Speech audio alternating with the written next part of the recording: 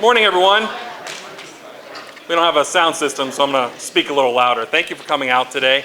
My name is James Buckley. I'm the Public Relations Manager for the Christ Hospital Health Network, and we are here to celebrate kind of the ending of Phase 3 of Project Heart Restart by putting AEDs in every law enforcement agency's patrol car in 6 counties in northern Kentucky. This has been a long time coming.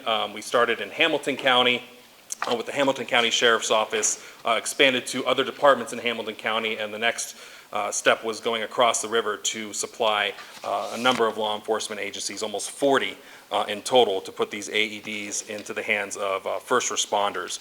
I'm going to first introduce you to Josh Vogel, who has been part of Project Heart Restart since we started in Hamilton County. He is a member of Rotary Club of Cincinnati. Josh?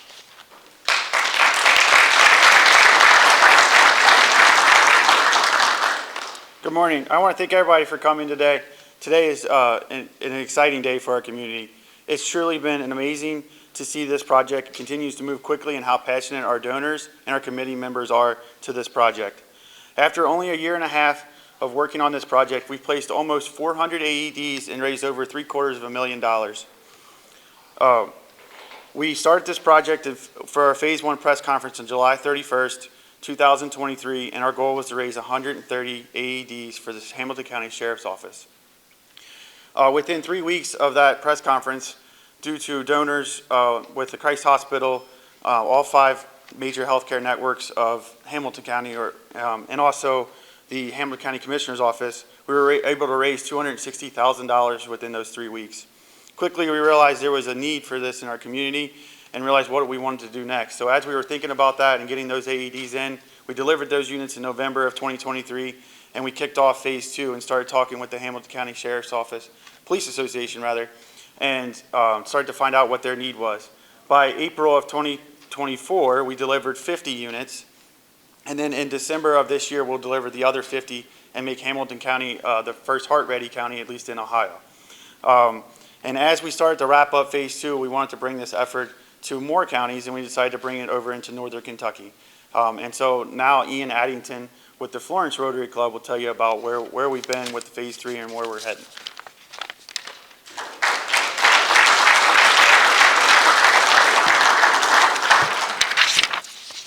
So Phase 3 of Project Heart Restart really started when Josh reached out to the 3 Rotary Clubs of northern Kentucky, Florence, Kenton County, and Covington.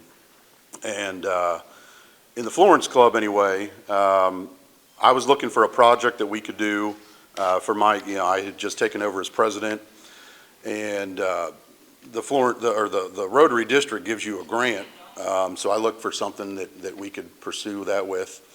And when Josh came to me with this idea, that was the perfect use of those grant funds. But then it also, I have two reasons in particular that touch my heart as to why this was a worthwhile thing to pursue. So we have a Rotarian here today who I love very much that our work in Rotary would be very diminished without. And she was saved with the use of an AED. So Barb, if you want to wave there.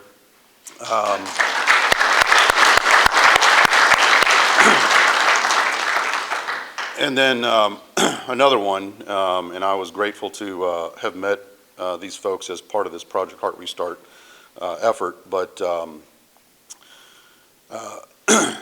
I belong to a couple of communities that cross paths with these folks, and the loss of Matthew Mangine really affected the community that I'm a part of. His parents are here today, Matt and Kim. We love you, and we're grateful for your help in this effort. So when we started Project Heart Restart here in northern Kentucky, I invited Josh to speak to our club.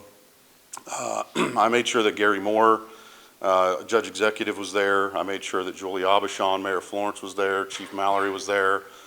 Major Rigel was there. And,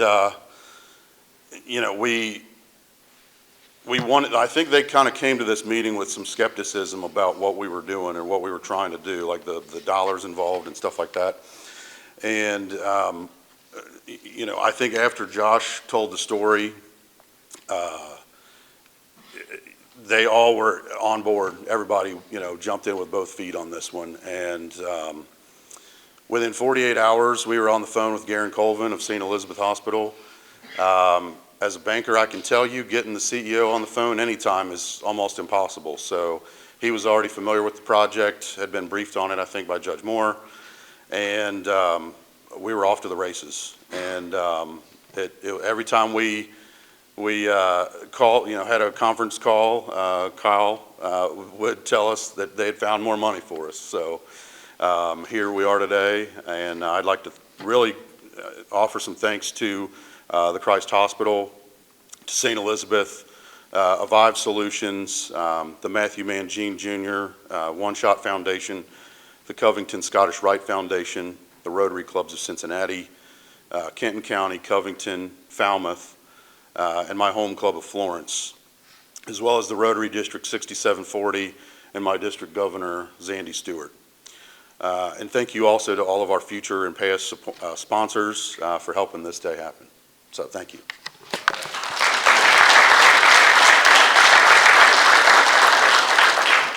Thank you, Ian.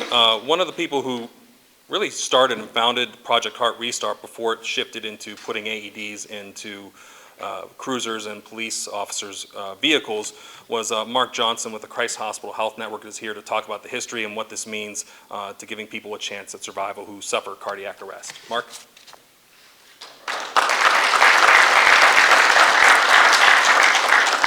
So the roots of Project Heart Restart began in 2005 with a group from the Greater Cincinnati Chamber of Commerce leadership, Cincinnati Class 29, forming a program to help get AEDs out in the community. And one of the leaders of that group was the president of the hospital at the time, Susan Krauscher. The program eventually evolved up until about 2022. We placed around 300 AEDs out in the greater Cincinnati community and trained well over 10,000 people in how to do CPR and how to use the AED. One of the things that really changed things, and we've already talked about a couple of instances that happened locally here, but that changed the overall view of how the rest of the world looks at treating cardiac arrest, was the Damar Hamlin incident that happened on January 2nd, almost 2 years ago now. And that actually brought a lot more attention to the world around us about like, hey, we can do something, we can make a difference. So for our part with Project Heart Restart, we were contacted by the Rotary on, hey, how can we do this? How can we make this all happen together? And of course, you've already heard a little bit how the Rotary has really helped take this off here, especially with the fundraising part and being able to afford all this. So it's been very exciting to do this. We've gotten, since we've got rolling, I think we have 150 AEDs, or 130 out with the Hamilton County Sheriffs. We've been working with the rest of Hamilton County as well as Northern Kentucky to get AEDs. And it is super exciting to be a part of this program and to see this keep moving on out. One of the last things I'll touch on here, I did a little research. The idea of AEDs in police cars actually began in the 90s and in Rochester, Minnesota, and let's see, kind of my cheat sheet here, in Pennsylvania. So even at that time, some areas were starting to think about the ideas like, hey, maybe AEDs in police cars can work. And it's really exciting to see a point now where we're getting to the point where not just, here and there police cars have AEDs, but that they're out there everywhere. Because you guys are out there doing really the hard work in the community, and this is a tremendous resource that's going to save more lives going forward here. So thank you very much for all you guys and what you do in the community.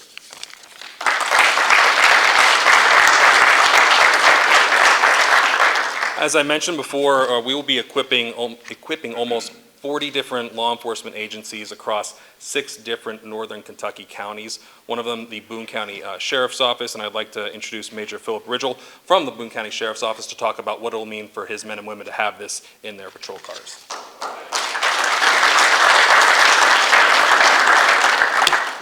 Good morning. On behalf of Sheriff Helmig, we'd like to thank the Christ Hospital, St. Elizabeth, the various Rotary clubs, and to everyone who really made this day possible. As this is covered, and as we've talked about this over the last year, this is really a big deal, not just for law enforcement and the medical community, but for the people that we serve. We've all had personal and professional experiences with a person who went into cardiac arrest, and we know how trying those scenes can be. To have a powerful tool such as an AED and for it to cover essentially an entire greater Cincinnati region, the way that this project has covered it is truly remarkable. When you think about efficiency, and as the previous speakers have stated, the efficiency in this project is again remarkable. You had 3 phases, it covered 1 almost full calendar year, and in that year, 400 AEDs have been equipped in cruisers across the greater Cincinnati area, and the fundraising and everyone who was a part of that fundraising really stepped up for the greater good of our communities. Here at the Sheriff's Office, every deputy will have an AED in their cruiser. And I think that that's an important thing, again, for our community here in Boone County to understand that if you dial 911 and our deputies are the first ones to respond prior to EMS, we will be well equipped to either help save their lives, preserve until we can get further medical treatment, or walk away from that much, much more relieved. Lastly, and this was touched on by Ian, and I think for us here in Boone County, specifically, me both personally and professionally, the Mangine family, the work that the Matthew Mangine Jr. One Shot Foundation is doing to be a part of this, their awareness and training, and really the legacy of Matthew Jr. In combination with all of this will continue to save many, many lives. I thank you guys for being here, and we value your partnership very much. Thank you.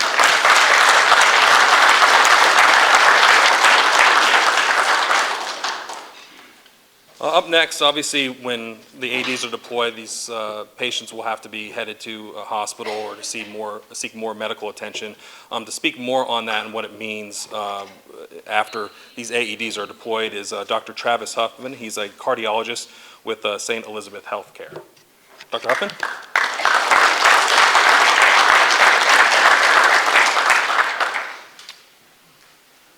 Very privileged to be here today to speak on behalf of St. Elizabeth, specifically the cardiology department. Having grown up in this community and then returning as a provider, it brings me great joy to see us make a true impact, and this will. I'd like to thank the Christ Hospital for bringing us on in this partnership for the Project Heart Restart program, as well as all of the other fundraisers and Rotary clubs. You guys have made a huge difference in our community. And to speak on that, the data is very clear. Early defibrillation of shockable rhythms, along with early CPR, changes outcomes. These devices offer you that opportunity. This is another tool that you guys have to continue the good work that you are doing. You getting these devices on people to evaluate if they have a shockable rhythm, along with good CPR, increases the odds of them making it to the hospital and giving us the opportunity to then advance that care and fix whatever intervenable problem is present. The outcomes after that are significant as well. You almost double the chances of somebody having a meaningful neurologic outcome if this device is used early and effectively. Again, we are, as an organization, very happy and honored to be a part of this. We appreciate all of the partnerships. It's very unique partnerships here. Again, very happy to be a part of it. Thank you all very much.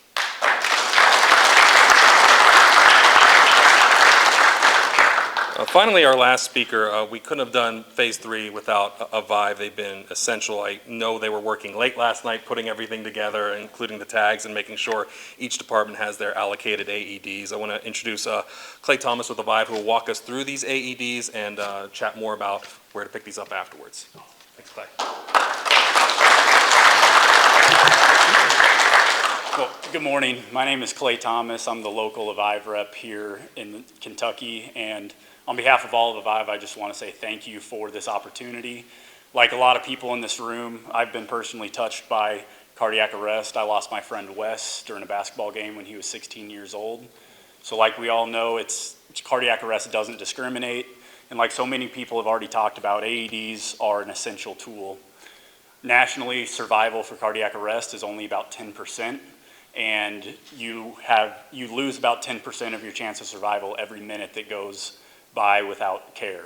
A lot of times law enforcement is getting on scene before fire and EMS do. So having this equipment in your vehicles is going to save a lot of lives, and we're very excited to celebrate that with you. So we'll go through it a little bit later when we're actually handing the devices out, but this is the AED that will be being received by all of the law enforcement agencies. This is a new device. Every AED is equipped with Wi-Fi, cellular, and GPS. Why that is important, this is going to do a self-test every morning around 5 a.m., making sure things like battery life, pad expiration, temperature are in check.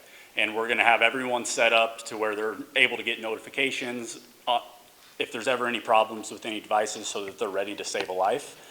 We have identified most contacts at the departments. There's a handful that we don't have contact information for, so when we're handing out AEDs, please come introduce yourselves and we'll make sure.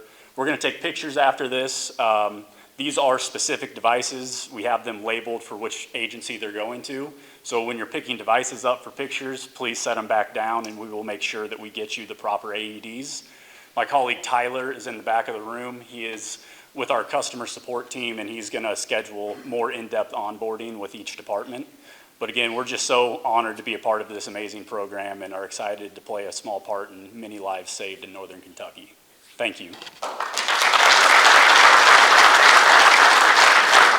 Thank you, Clay, members of Rotary, all the law enforcement officers that are here today for helping us complete Phase 3. I'd like to invite members of the Rotary, members of all of our Rotary clubs, everyone who's helped raise money, and all the police officers and sheriff's deputies to come up. We'd like to take a quick couple photos with the AEDs, and then if anyone in the media is interested in talking to someone who spoke afterwards, feel free to come up to me. But thank you so much for completing Phase 3 of Project Heart Restart. Thank you, everyone.